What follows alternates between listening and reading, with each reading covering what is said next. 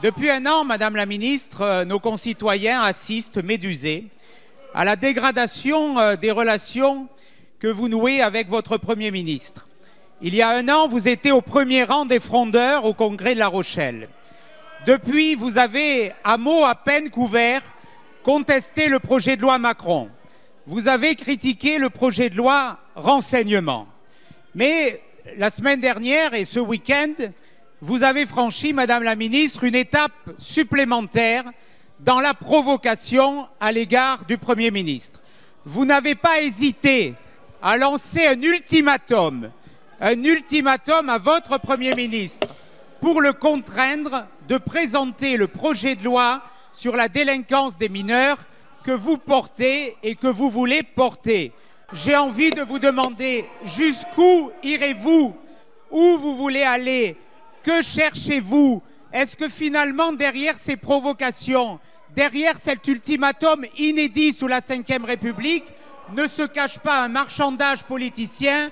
Est-ce que par ces critiques, vous ne voulez pas contraindre le président de la République à vous faire quitter le gouvernement en vous nommant à la présidence du Conseil constitutionnel, ce qui serait un scandale politique? Merci. La parole est à Madame Christiane Taubira, garde des Sceaux, ministre de la Justice.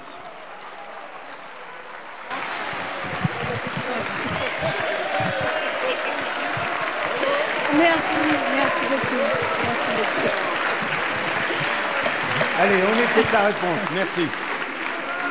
Merci, monsieur le Président. S'il vous plaît, s'il vous plaît. S'il vous plaît. Monsieur le député Éric Ciotti, j'avoue que malgré toutes ces années passées, vous conservez pour moi quelque chose de mystérieux. Je me demande si, lorsque vous affirmez certaines choses, vous y croyez vraiment. Alors, si c'était du temps de ma fringante jeunesse, j'aurais supposé un sentiment contrarié. Mais cet hémicycle tout entier a déjà constaté à quel point je vous obsède dans toute votre expression publique, avec une constance qui appelle quand même l'admiration. Alors, c'est aussi la première fois que le Premier ministre aurait besoin d'un défenseur. Compte tenu de sa personnalité, de son courage, de son autorité, nous avons du mal à comprendre qu'il pourrait non seulement avoir besoin d'un défenseur, mais en plus à le trouver dans ces rangs-là. Alors, votre perturbation vient de la justice des mineurs. Oui, monsieur le député, la majorité que vous avez soutenue pendant 2 quinquennats a considérablement perturbé l'ordonnance de 45. Avec 37 modifications, cette ordonnance est devenue illisible, incohérente, et vous vous livrez à un exercice solitaire lorsque vous prétendez qu'elle était efficace. Monsieur le député,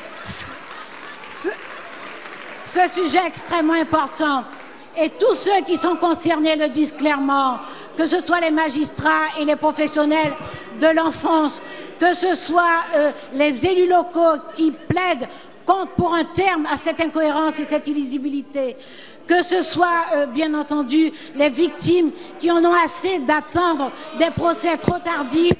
Nous allons effectivement améliorer les choses, mais nous n'avons pas besoin de votre secours. Merci, madame.